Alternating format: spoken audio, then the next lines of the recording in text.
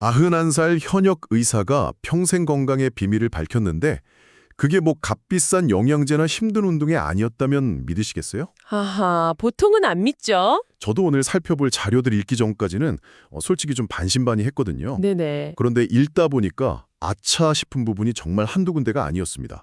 우리가 평생 그냥 무시해온 우리 몸의 네 군데.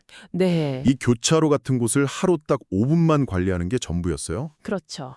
오늘은 박사가 60년 넘게 환자들을 돌보면서 발견했다는 이 네 곳이 대체 어딘지, 그리고 이게 왜 중요한지 그 숨은 연결고리를 한번 제대로 파헤쳐 보겠습니다. 이게 정말 흥미로운 게 단순히 여길 잘 씻어라 이런 위생 차원의 이야기가 절대 아니거든요. 아, 그런 게 아니군요. 네.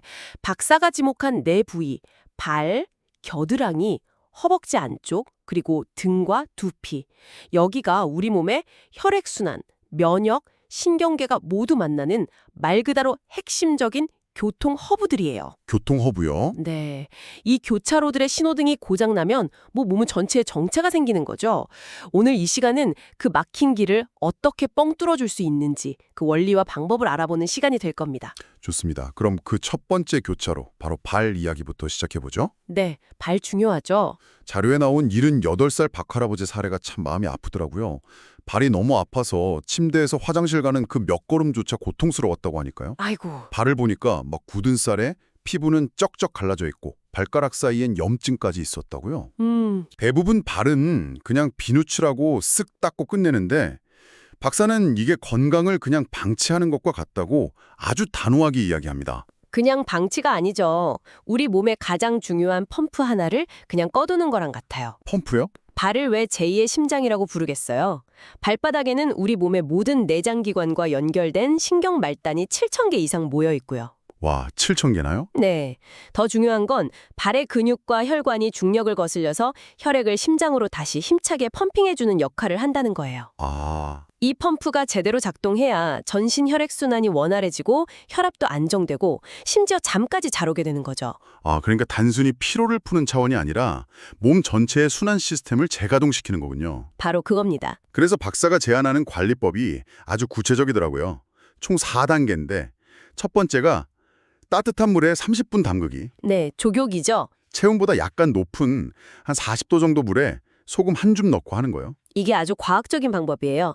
따뜻한 물이 혈관을 확장시켜서 순환을 돕고 소금은 삼투압 작용으로 발에 부기를 빼주는 효과가 있거든요. 아하, 그냥 기분만 좋아지는 게 아니에요. 자료에 나온 78살 할머니는 20년 동안 불면증 약을 드셨는데 이 족욕 꾸준히 하고 약 없이 주무시게 됐다고 하잖아요. 와, 20년 된 불면증이요? 네, 발이 따뜻해지면서 부교감 신경이 활성화되고 몸 전체가 이완 모드로 바뀌기 때문입니다. 두 번째 단계는 발바닥 마사지였어요. 손가락 끝으로 발 뒤꿈치나 발가락 사이 볼록한 부분 같은 곳을 한 5분 정도 원을 그리듯 마사지하라고요. 네네. 는 이걸로 15년 앓던 변비가 해결됐다는 이야기도 있던데요. 충분히 그럴 수 있습니다. 발바닥은 우리 몸의 축소판이라고 하잖아요. 특정 부위를 자극하면 그에 해당하는 내장기관의 활동이 촉진되거든요. 아, 특히 발바닥에 움푹 파인 용천혈 부근은 신장 기능과 관련이 깊어서 마사지를 해주면 노폐물 배출에도 도움이 되고요. 그렇군요. 세 번째, 네 번째 단계는 어찌 보면 기본인데 참 놓치기 쉬운 것들이었어요. 꼼꼼한 세척과 완전 건조, 그리고 보습과 미끄럼 방지 신발 착용. 맞아요. 정말 기분인데 이게 또 제일 중요하죠. 특히 발가락 사이 잘 말려야 한다는 건 알면서도 그냥 쓱 지나치기 쉬운데 82살 할아버지가 발가락 무좀 때문에 절단 위기까지 갔었다는 사례를 보니까 정말 섬뜩하더라고요. 아이고, 무섭네요. 그리고 70대 이상은 집에서 미끄럼 방지 슬리퍼만 잘 신어도 발과 무릎 통증이 30%나 줄어든다는 연구 결과도 인상 깊었습니다. 이 모든 걸 꾸준히 실천한 결과 처음에 말했던 그 박할아버지가 석 달 만에 손주랑 공원을 산책할 수 있게 되셨다는 게 핵심이죠. 맞아요. 이건 단순한 위생관리가 아니라 내 몸의 핵심 펌프를 수리하고 재가동시키는 일종의 치유 과정이라고 봐야 합니다. 자, 이렇게 발에서부터 혈액순환의 펌프를 돌렸다면 그 다음은 이 피가 돌면서 생긴 노폐물들을 처리하는 단계로 넘어가야 할 것 같은데요. 네, 해독이죠. 자료를 보니까 우리 몸의 자연 해독 센터가 아주 의외의 장소에 있더라고요. 바로 겨드랑이였습니다. 하하, 그렇죠. 솔직히 겨드랑이는 그냥 땀 냄새 관리하는 곳이라고만 생각했잖아요. 그렇죠. 대부분 그렇게 생각하는데 사실 겨드랑이는 우리 몸 상반신 쓰레기를 처리하는 가장 큰 소각장 중 하나예요. 소각장이요? 네, 이곳에 무려 20개가 넘는 중요한 림프절이 모여 있거든요. 아, 림프절. 바로 이 림프절이 혈액 속 독소나 바이러스를 걸러내고 감염과 싸우는 백혈구를 만들어내는 면역 시스템의 핵심 기지입니다. 그런데 자료를 보면 우리가 흔히 쓰는 강력한 데오드란트가 오히려 이 해독 작용을 방해할 수 있다고 해서 좀 충격이었어요. 맞아요. 땀샘을 인위적으로 막아버리니까 독소가 배출될 길을 차단하는 셈이라는 거죠. 네, 그게 문제입니다. 아니 그럼 여름에 땀 냄새는 어떻게 하라는 건지 좀 현실적이지 않은 이야기 아닌가요? 아주 중요한 질문이에요.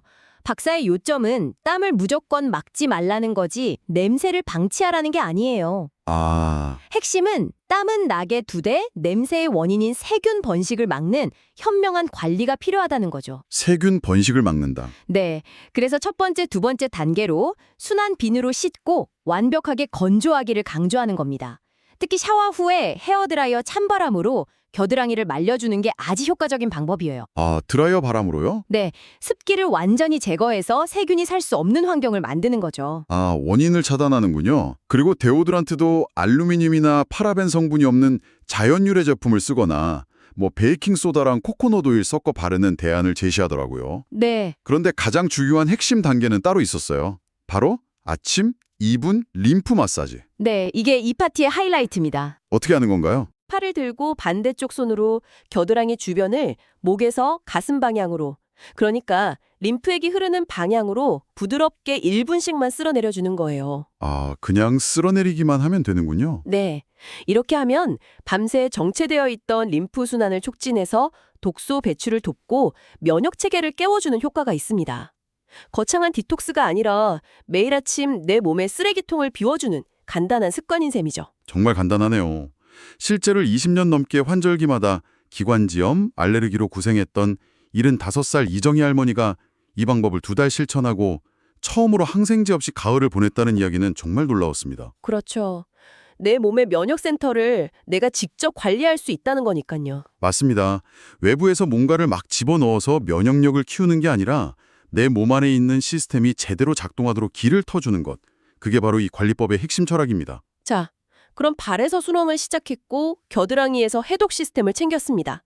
세 번째 교차로는 허벅지 안쪽인데요. 네. 솔직히 저는 이 부분이 가장 의외였어요. 매일 밤 다리가 붓고 저려서 잠을 설쳤다는 71살 김영희 할머니가 허벅지 안쪽을 관리하고 나서 간 수치까지 정상으로 돌아왔다는 건데 네네.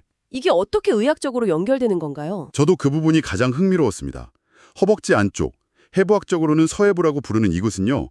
우리 몸의 대동맥 같아요. 대동맥이요? 다리로 내려가는 가장 굵은 혈관인 대퇴동맥과 정맥, 그리고 하반신의 림프액이 모이는 중요한 림프절들이 모두 이곳을 지나가거든요. 아, 혈관과 림프절이 모여있다는 건 알겠는데 간 건강과는 도대체 무슨 상관인가요? 바로 그 림프순환이 간의 해독 기능과 아주 밀접하게 연결되어 있습니다. 아, 정말요? 간이 우리 몸의 화학 공장이라면 림프계는 그 공장에서 나온 폐기물을 처리하는 시스템의 일부거든요.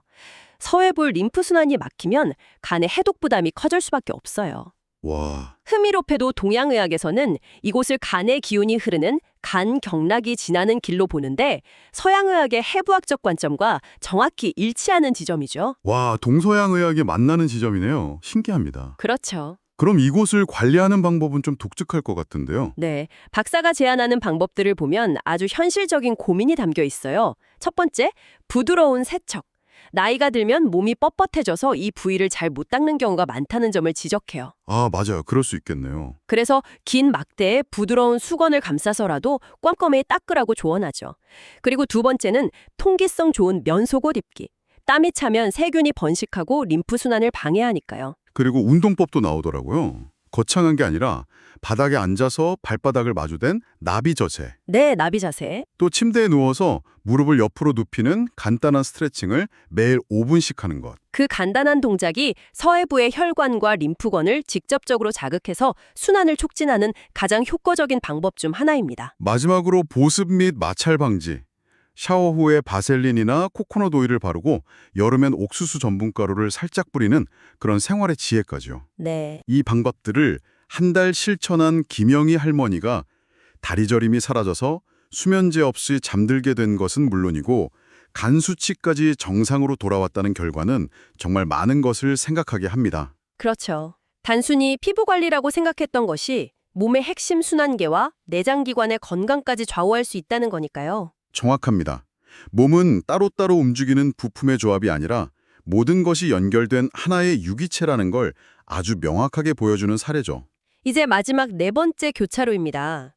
제가 자료를 읽으면서 가장 등골이 서늘했던 부분이기도 한데요. 바로 등과 두피입니다. 기억력이 자꾸 떨어지고 늘 피곤해서 이러다 치매 오는 거 아닌가 두려워했다는 75살 조명자 할머니의 이야기가 나오는데 그 원인이 바로 이 등과 두피 관리에 있었다는 겁니다. 이 부분이 어쩌면 오늘 이야기의 최종 목적지라고 할 수 있습니다. 척추를 우리 몸의 중앙신경 고속도로라고 한번 생각해 보세요. 신경 고속도로. 네, 모든 정보가 이 고속도로를 통해 뇌로 전달되거든요. 그런데 등, 특히 목과 등 위쪽 근육이 딱딱하게 뭉쳐 있으면 어떻게 될까요? 길이 막히는 거겠죠. 그렇죠.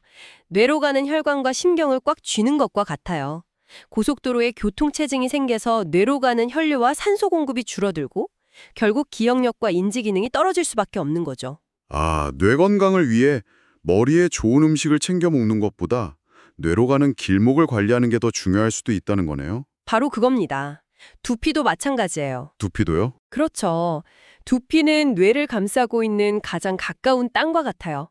이 땅에 수많은 혈관이 촘촘하게 퍼져 있는데 이 혈관들의 순환이 원활해야 뇌에 충분한 영양이 공급됩니다. 두피가 딱딱하게 굳어 있다는 건 뇌로 가는 영양 공급 파이프라인에 문제가 생겼다는 신호일 수 있는 거죠. 듣고 보니 정말 중요하네요. 그럼 이 신경 고속도로를 관리하는 방법은 뭔가요? 첫 번째로 등 브러싱이 나오던데요. 네, 목욕할 때 손잡이가 긴 부드러운 브러쉬로 등을 닦는 건데 그냥 때르미는 게 아니에요. 척추를 중심으로 바깥쪽으로 원을 그리듯 마사지하면서 씻는 겁니다. 마사지 하듯이? 네, 이게 뭉친 등 근육을 풀어주고 혈액순환을 촉진해서 머리가 맑아지는 효과를 줍니다. 두 번째는 두피 마사지. 매일 아침 저녁으로 5분씩 손가락 끝으로 두피 전체를 부드럽게 눌러주는 거죠. 뒤통수랑 관자놀이 쪽을 집중적으로요? 맞아요. 그리고 아침에 하는 간단한 스트레칭도 있었죠. 네, 침대에 앉거나 누워서 머리와 어깨를 천천히 돌리고 상체를 가볍게 움직여주는 것만으로도 밤새 굳어있던 척추신경을 깨워줄 수 있다고요. 마지막으로 취침 전 마사지도 아주 효과적입니다. 잠들기 전 5분 목과 등을 마사지하면 긴장했던 중추신경계가 이완되면서 숙면을 유도하거든요. 혼자 하기 어려우면 양말에 테니스공 2개 넣는 방법도 있었어요. 네, 그거 아주 좋은 방법이죠. 바닥에 눕고 그 위에 누워서 천천히 몸을 움직여주는 것만으로도 전문가에게 마사지 받는 것과 비슷한 효과를 낼 수 있습니다. 이 방법들을 2달 실천한 조명자 할머니는 머리가 맑아지고 기억력도 눈에 띄게 좋아져서 가족들이 더 놀랐다고 합니다. 네. 그저 나이 탓으로만 돌렸던 문제를 뇌로 가는 길을 관리하는 것으로 해결한 셈이네요. 그렇죠. 뇌에 문제가 생겼다고 뇌만 들여다보는 게 아니라 그 뿌리가 되는 몸통, 즉 등과 두피를 관리한다는 발상의 전환. 이것이 바로 통합적인 관점의 힘이라고 생각합니다. 그런데 듣다 보니 궁금한 게 생겼어요. 발, 겨드랑이, 허벅지 안쪽, 등과 두피. 각 부위마다 4단계씩. 그럼 총 16가지인데 이걸 어떻게 매일 다 하죠? 하하하. 생각만 해도 부담스러운데요? 바로 그 지점에서 이 방법의 현실성이 드러납니다. 박사는 절대 한 번에 모든 걸 다 하라고 말하지 않아요. 그런가요? 네, 그래서 5분의 기적이라는 실천 계획을 제안하죠. 핵심은 지속 가능성입니다. 대단한 결심보다 일상에 녹아드는 작은 행동이 결국 큰 차이를 만드니까요. 그 방법이 아주 간단하더라고요. 첫째, 요일별로 한 부위에만 집중하라는 것. 맞아요. 예를 들어 월요일은 발, 화요일은 겨드랑이 이런 식으로요.